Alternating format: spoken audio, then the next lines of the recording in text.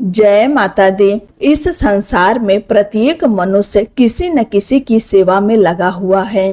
कोई अपने माता पिता की सेवा करता है, कोई अपने परिवार की, कोई समाज और देश की सेवा में अपना जीवन समर्पित कर देता है, तो कोई पशु पक्षियों और वृक्षों की सेवा करके पुण्य अर्जित करता है। लेकिन एक सत्य ऐसा भी है जिसे हम अक्सर अनदेखा कर देते हैं। आप किसी भी व्यक्ति की कितनी ही सेवा क्यों न कर लें, इस संसार में कोई भी हमेशा के लिए पूर्ण रूप से संतुष्ट नहीं होता। समय बदलता है, परिस्थितियां बदलती हैं और कभी कभी वही लोग, वही वस्तुएं या वही संबंध हमारे दुख का कारण भी बन जाते हैं। इसलिए शास्त्र हमें सिखाते हैं कि अपनी सांसारिक जिम्मेदारियों का पालन करते हुए हमें भगवान की सेवा और भक्ति को भी अपने जीवन का आधार बनाना चाहिए। अपने परिवार के साथ साथ उस परम दयालु भगवान श्री हरि की भी सेवा करनी चाहिए, जो केवल एक पत्र, एक पुष्प, एक फल अथवा थोड़ा सा जल प्रेम पूर्वक अर्पित करने मात्र से ही प्रसन्न हो जाते हैं। जब श्री हरि प्रसन्न हो जाते हैं, तब मनुष्य को माया की दास्ता से मुक्ति का मार्ग स्वतः ही प्राप्त होने लगता है। इसे मंगलमय विचार के साथ आइए आज की पावन आषाढ़ मास कथा का शुभारंभ करते हैं। श्री सूत गोस्वामी बोले, हे ऋषिगण, अब मैं आप सभी को एक अत्यंत पवित्र और प्राचीन पौराणिक कथा सुनाता हूँ। आप सभी एकाग्रचित होकर इसका श्रवण करें। प्राचीन काल की बात है। अंजना देवी नाम की एक परम पतिव्रता और धर्मनिष्ठ स्त्री पुत्र की इच्छा में अत्यंत दुखी थी। संतान सुख से वंचित होने के कारण उन्होंने कठोर तपस्या करने का निश्चय किया और एकांत वन में भगवान का ध्यान करते हुए तप में लीन हो गईं। उसी समय महान तपस्वी, विष्णु भक्त और मुनियों में श्रेष्ठ महर्षि मतंग वहां पहुँचे। उन्होंने अंजना देवी को कठोर तपस्या करते देखा और स्नेह पूर्वक कहा, हे अंजना देवी, उठो, बताओ तुम किस उद्देश्य से इतनी कठिन तपस्या कर रही हो। ऋषि के मधुर वचनों को सुनकर अंजना देवी ने विनम्रता पूर्वक हाथ जोड़ लिए और बोली, हे मुनिवर, वानरों में श्रेष्ठ केसरी ने मेरे पिता से मेरा वरण किया था और तब मेरे पिता ने मेरा विवाह उनके साथ कर दिया। विवाह के बाद मैंने अपने पति देव के साथ अत्यंत सुख पूर्वक और धर्मानुसार जीवन व्यतीत किया। समय भी बहुत बीत गया, परंतु आज तक मुझे संतान का सुख नहीं प्राप्त हुआ। मैंने किष्किंधा नगरी में अनेक व्रत, उपवास और देव पूजन किए, अनेक देवी देवताओं की आराधना भी की, लेकिन मेरे भाग्य में अभी तक पुत्र का जन्म नहीं हुआ। इसी कारण मेरा हृदय निरंतर दुख से भरा रहता है। अब मैंने निश्चय किया है कि कठोर तपस्या करके ही भगवान को प्रसन्न करूंगी। हे विप्रश्रेष्ठ, आप कृपा करके मुझे ऐसा उपाय बताइए जिससे मुझे त्रिभुवन में प्रसिद्ध, तेजस्वी और महान पुत्र की प्राप्ति हो। मैं आपके चरणों में सिर झुकाकर आपसे यही वरदान मांगती हूँ।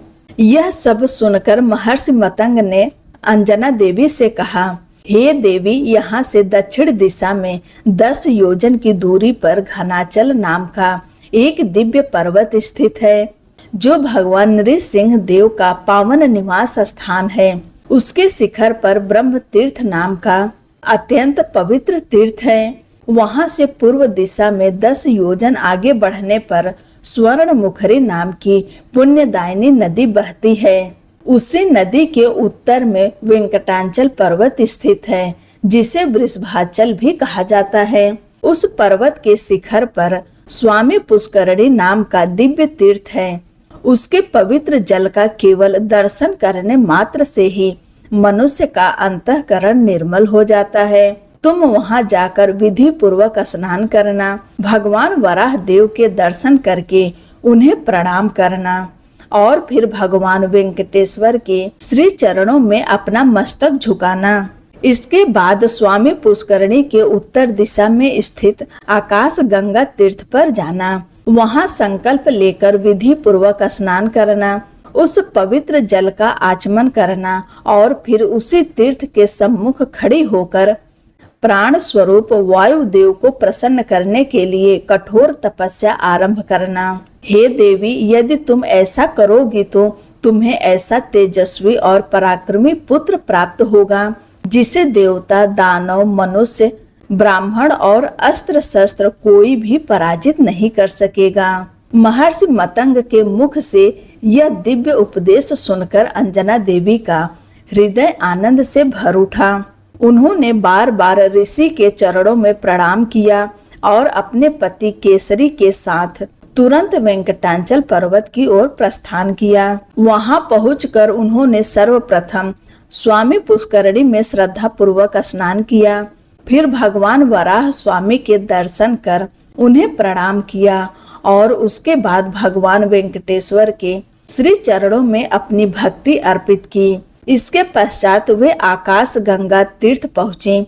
वहां विधि पूर्वक स्नान किया, पवित्र जल का आचमन किया और उसी तीर्थ के तट पर एकाग्रचित होकर प्राण स्वरूप वायुदेव को प्रसन्न करने के लिए कठोर व्रत, संयम और तपस्या में लीन हो गईं। समय बीतता गया। अंततः जब सूर्य देव मेष राशि में स्थित थे और पूर्णिमा तिथि का शुभ योग आया, तब देवी अंजना की तपस्या से प्रसन्न होकर स्वयं पवन देव उनके सामने प्रकट हुए।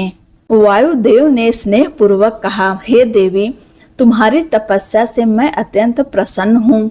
तुम जो भी वर चाहो निसंकोच मांग लो, तुम्हारी मनोकामना अवश्य पूर्ण होगी।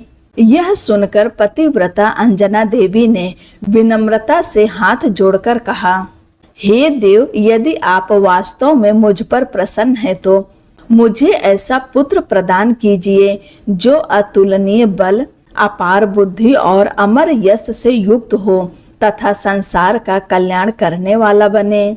तब वायुदेव ने मुस्कुराए और बोले, हे सुमुखी, तुम्हारी इच्छा अवश्य पूर्ण होगी।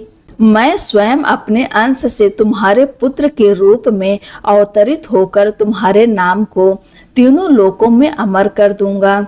यह दिव्य वरदान पाकर अंजना देवी का हृदय कृतज्ञता और आनंद से भर गया। वे अपने पति के साथ वहीं रहने लगी और समय आने पर वायुदेव की कृपा से उनके घर उस दिव्य बालक का जन्म हुआ जिसे आज संपूर्ण संसार महाबली, संकट मोचन, भक्त शिरोमणि श्री हनुमान जी के नाम से जानता है। यही थी आज की पावन आषाढ़ मास कथा। इस कथा से हमें एक अत्यंत महत्वपूर्ण शिक्षा प्राप्त होती है कि जीवन में किसी भी महान लक्ष्य की प्राप्ति बिना तप, त्याग और पुरुषार्थ के संभव नहीं है। केवल इच्छा करने से सफलता नहीं मिलती, बल्कि उसके लिए निरंतर प्रयास करना पड़ता है। यदि आपको यह कथा पसंद आई हो तो इसे अधिक से अधिक भक्तों तक अवश्य पहुंचाएं। वीडियो को लाइक करें, चैनल को सब्सक्राइब करें और कमेंट में श्रद्धा पूर्वक लिखें, जय श्री राम और जय बजरंग बली। हम आपसे पुनः मिलेंगे आषाढ़ मास कथा श्रृंखला की अगली पावन कथा के साथ। तब तक के लिए जय श्री हरि। राधे राधे।